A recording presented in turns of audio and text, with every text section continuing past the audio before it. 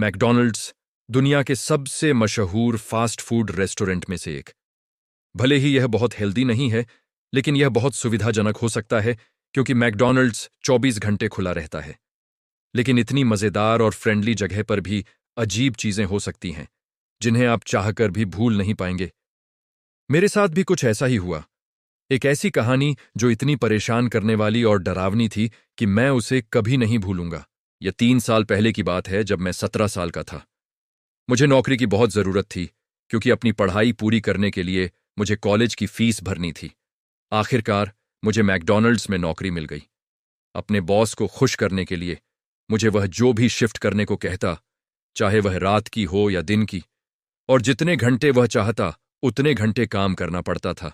इस समय तक मुझे मैकडॉनल्ड्स में काम करते हुए 3 महीने हो गए थे, लेकिन मैंने सिर्फ दिन की शिफ्ट में काम किया था। एक दिन मेरे बॉस ने मुझे अपने कमरे में बुलाया और कहा कि क्योंकि मैं अब महीनों से मैकडॉनल्ड्स में काम कर रहा हूं और मुझे बहुत अनुभव हो गया है, मैं नाइट शिफ्ट के लिए तैयार हूं।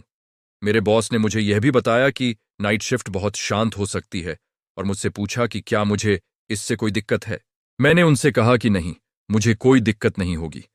मेरे बॉस ने मुझसे कहा कि मैं शनिवार से अपनी नाइट शिफ्ट शुरू करूंगा। यह 12 सौर से 5 बजे तक होगी। मैं शनिवार को 12 बजे मैकडॉनल्ड्स पहुंचा। मेरे मैनेजर ने मुझे बताया कि मेरे काम केचप, मेयोनीज और बारबेक्यू सॉस की बोतलें फिर से भरना, फर्श साफ करना और टेबल साफ करना है। उसने मुझे करने के लिए कामों की एक लंबी लिस्ट दी, लेकिन इतनी मजेदार और फ्रेंडली जगह पर भी अजीब चीजें हो सकती हैं जिन्हें आप चाहकर भी भूल नहीं पाएंगे। मेरे साथ भी कुछ ऐसा ही हुआ। एक ऐसी कहानी जो इतनी परेशान करने वाली और डरावनी थी कि मैं उसे कभी नहीं भूलूंगा। जब मैं अपना काम कर रहा था तो मैंने समय पर ध्यान नहीं दिया और अचानक 2 बज गए। यह थोड़ा अजीब था। मैंने देखा कि उस समय तक मैकडॉनल्ड्स में कोई कस्टमर नहीं आया था, लेकिन मुझे इससे कोई दिक्कत नहीं थी। सब कुछ बताने के बाद मैनेजर घर चला गया।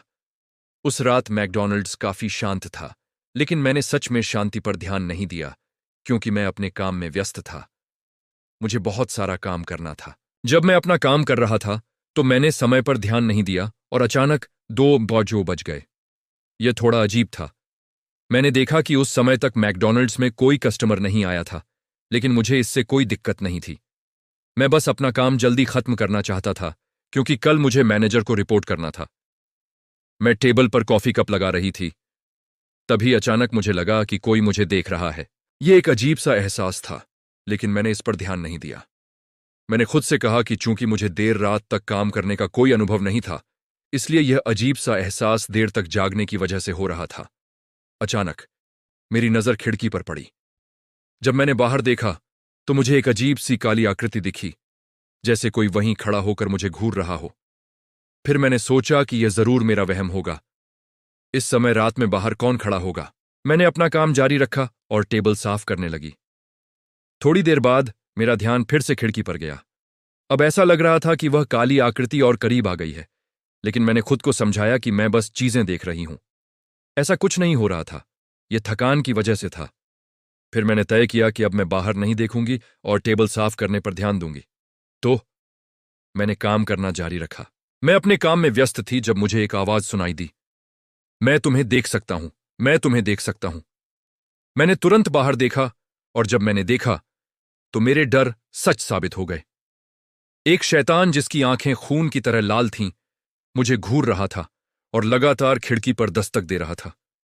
मैं वहां 1 मिनट भी और नहीं रुक सकती थी। मैंने तुरंत सामने के दरवाजे पर बंद का साइन लगाया, अपनी कार में बैठी और अपनी जान बचाकर भागी। मैं बहुत डरी हुई थी। मैंने अपने मैनेजर को फोन किया और उसे बताया कि तबीयत खराब होने की वजह से मैं घर जा रही हूं। मेरे मैनेजर ने कहा कि ठीक है, मैं जा सकती हूं। मैं उसे यह नहीं बताना चाहती थी कि उस रात मेरे साथ क्या हुआ, क्योंकि मुझे पता था कि अगर मैंने बताया तो वह मेरा यकीन नहीं करेगा और मैं बेवकूफ लगूंगी। जैसे तैसे मैं गाड़ी चलाकर घर पहुंची। घर पहुंचकर मुझे एक तरह की सुरक्षा और राहत महसूस हुई और उस रात मैंने तय किया कि मैं अब कभी भी नाइट शिफ्ट नहीं करूंगी, भले ही मुझे दूसरी नौकरी ढूंढनी पड़े।